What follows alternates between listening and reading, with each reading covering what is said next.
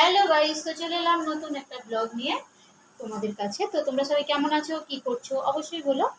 আর আমার সমস্ত কাজ হয়ে গেছে আজকে, মানে সংসারে সমস্ত কাজ হয়ে গেছে। এখন বাজে 11টা 15। তো আমি যেহেতু সংসারের সমস্ত ধরনের কাজ হয়ে গেছে, তো কালকে যেহেতু বাড়িতে পুজো আছে, তো কালকের পুজোর কাজ কিছুটা এগিয়ে নিতে পারি, তাই তো। কারণ কালকে তাহলে খুব সুবিধা হবে, কাজ করতে বেশি কষ্ট হবে না। আর যেহেতু সকাল করে বাউন ঠাকুর আসবে, ঠাকুর মশাই আসবেন, তো আমার কাজটা অনেকটাই সুবিধা হয়ে যাবে। আর তো চলো, ঠিক আছে, দেখতে থাকো পুরো ভিডিও। তো আমি ঠাকুরের কাজ মানে কি কাজ করি অবশ্যই দেখাবো। তো চলো, আজকে মানে কি কাজ করে রাখবো অবশ্যই দেখাবো। তো চলো তোমরা দেখতে থাকো, চলো। তো চলে এলাম আবার চেঞ্জ করে, কারণ ঠাকুরের বাসন যেহেতু মাজবো, তো সেই কারণে ঠাকুর পুজোর শাড়িটাকেই পরে নিলাম। আর ঠাকুর পুজোর শাড়িটাকে পরে নিলাম এই কারণে, কারণ নাহলে ঠাকুর পুজোর এটা পরে কোনো কিছু খাওয়া দাওয়া থাকে না, খালি পুজো করি সে। তো সেই কারণে এটাকেই পরে নিলাম, এটা পরে ঠাকুরের কাজ করতে সুবিধা হবে। আর যেহেতু পুজো আচ্ছার ব্যাপার, তো একটু নিষ্ঠাভাবে করাই ভালো। তো যাই হোক, চলো এবার গিয়ে বাসনগুলো মেজে নিই। আর বাসনগুলো বার করতে হবে, করে তারপরে মাজতে হবে। তো আমাদের মা বাইরে ঘোরাঘুরি করছে, দেখা যাচ্ছে।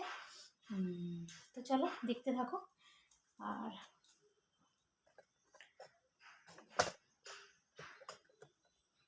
মা কিছু বলবে মনে হচ্ছে, মা দেখছে। মা কিছু বলবেন নাকি?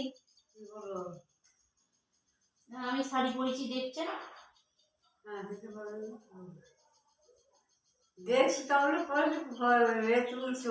ও, মা ভেবেছে ভিডিও করছি বলে। নয়, ঠাকুরের বাসনগুলো মেজে নেবো। কালকের গঙ্গা জল হ্যাঁ, কি ধুয়ে নেবো, কালকে ধুয়ে নিলেও হবে। ঝরবে না তো না, হ্যাঁ, এবার তো সেই কারণে। তো চলো, হ্যালো বন্ধুরা, তো চলে এসেছি।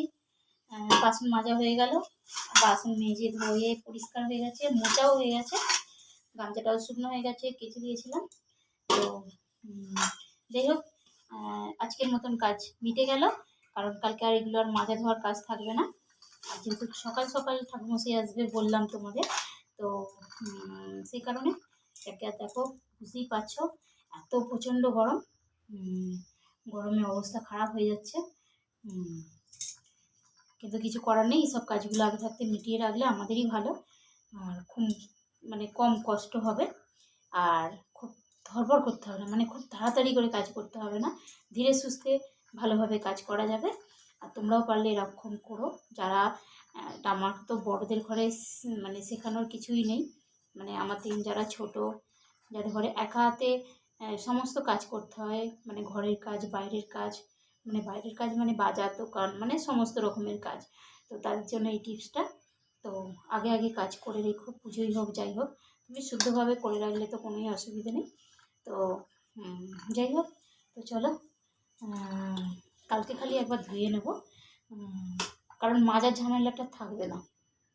তো চলো, আমার ভিডিও তোমাদের যদি ভালো লাগে অবশ্যই লাইক কমেন্ট শেয়ার করে পাশে থেকো, ভালোবাসা দিও, ভালোবাসা নিও।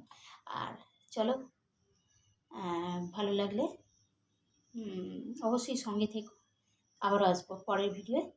থ্যাংক ইউ, ধন্যবাদ সবাইকে, অনেক ভালোবাসা। চলো, টাটা।